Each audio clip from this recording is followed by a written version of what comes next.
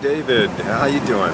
It's Tuesday night about, I don't know, 5:45. I just left work. It's 90 degrees out. I'm riding on Route 1, heading northerly direction. Route 1 runs from the tip of Maine all the way down to Florida, and it's runs through every one of these little, probably thousands, maybe tens of thousands of small coastal towns. Pretty much hugs the entire East Coast. Interstate 95 runs parallel to it on the west side of it, on the California side of it. I'm coming to the top. I'm going to take 215, and this is the back way to the Mystic House. I'll go into Little Noank Village. And I wonder how you're doing. How's everything in Australia? I'm interested in hearing about your cheese kit. I was reading not long ago about cheese, how cheese was made in Parma, and it's really very elaborate. I imagine that there's different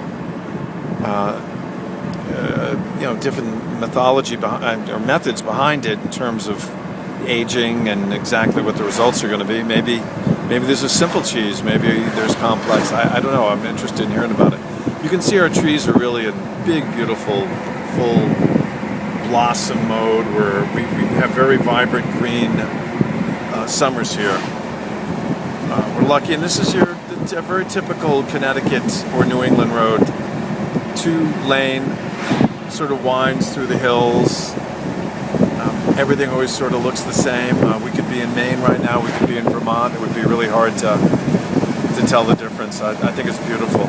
And we're going to come up to, what are we going to be coming up to? I mean, actually, this road takes us right into Groton Long Point, which is that kind of big point of land with a bunch of seasonal homes. And I'm going to blow a left up here and cut over to Noank Village, which is right next to where we are, and I'll start a little film on it. Coming down toward Noank Village. So that's BB Cove. We live right over, well, see some houses around those trees, big deal. Okay, 215, we're going towards Noank. Mystic is the left. Got a car riding very close behind me, and just not quite sure why. They want to be in your trunk. A little loose. Kind of helps them not be so close behind me. And we'll take a little left into the village here. So this village has a way in and a way out. It's I said earlier, I think in an email to you, God almighty, I've seen that guy every single time I come here. He's walking exactly there with the same shirt on. How weird is that? He's probably like a ghost hitchhiker or ghost walker. Probably doesn't really exist in reality. Oh, got the fire company over here. Volunteer. No, that was a fireman, so he was heading off to the fireman's something or another. The fireman's drink-a-thon. They do a good job, though. Okay, coming in. Here's Carson's. The little place, I guess, is since 1907.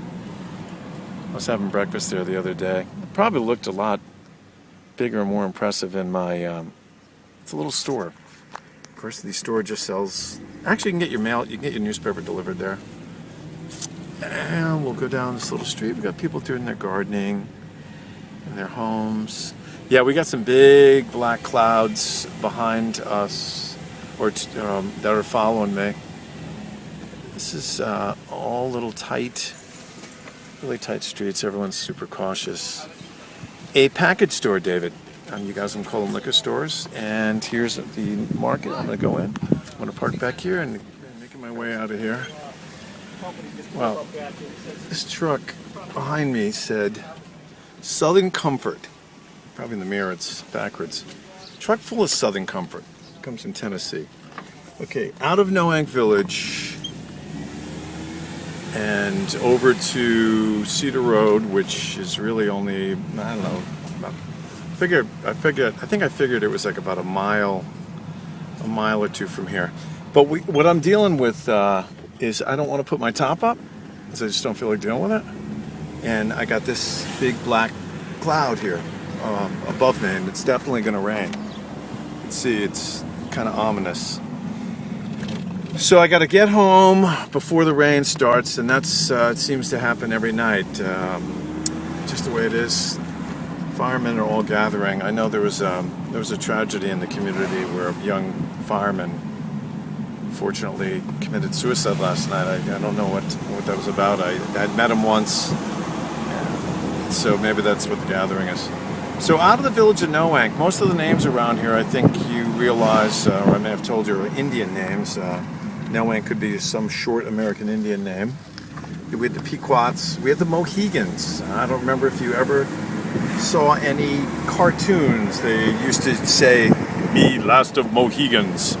Well, the Mohegans are around here, and that's what the Mohegan Sun Casino is about. The one that, okay, so that's where we live. We live over in that tip of land from the village. You can see I just make my way home this way. I interrupted myself, but that's the Julie Woolman deal. This is called BB Cove, and the BBs lived on it. That's a common name around here. It might be an English name. Anyway, I don't want to bore you with all the geography of this little place here. Back to your cheese. That's going to be exciting. And your friend from Sydney, I did not realize was a yogi. So I'm gonna. That's not Dominic, though. I know you emailed me and said that to me. I'm still with that little laptop at home, so I struggled even getting 3 paragraphs out. It's just really challenging, and I look forward to going back to my PC. Jill is in St. Louis. She'll be coming home soon. Raleigh, she'll be coming home next week. Raleigh's in Tahoe. He'll be coming home in September for a few weeks to go to a wedding. We will be going out to Martha's Vineyard. And yes, you're right. That's an island for the well-to-do. And we have a summer trip planned where I don't know where we're going to go. We think we're going to do upper state New York. Although Jill doesn't want to go there. I think I told you her ex-husband Peter's from upper state New York. And it's kind of, I mean, you think New York and you think it's all like glitz and amazing. Upper state New York is so rural and literally run down.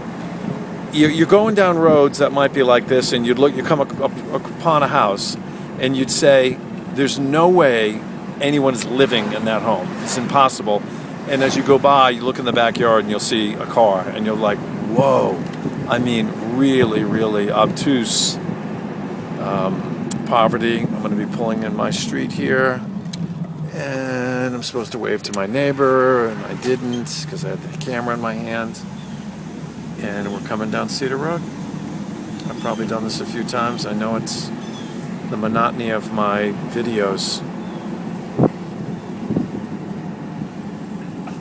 I'm going to walk Charlie a little bit and get Wilson outside. I picked up a salad, a Caesar salad, and a mozzarella and tomatoes and some other squash and some. So been eating really great. I feel nice to have lost the winter weight that I should have lost about freaking 4 months ago. This road's not very long at all. It's like a half a mile long.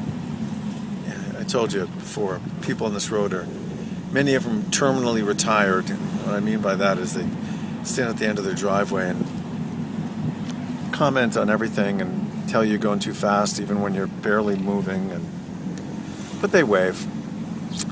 Okay, David, I hope this wasn't a big bore. There wasn't a lot of information, but it was, I guess, just a little tour. I'll talk to you soon. I've been at this guest house.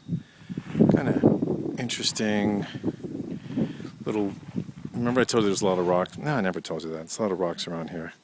Driveway comes in. So I go to the guest house, and the big house is there. I can cut through the garage. Probably getting you dizzy with this. Here's little Wilson out here. I went and dropped my bags off in the house. I got Wilson. Hey, puppy. He's got his Chewy. He's got a little rabbit. I'm having a Sam Summer, Sam Adams beer. I'm going to sit here and check the deck out and see what's going on inside. Keep the blinds sort of drawn.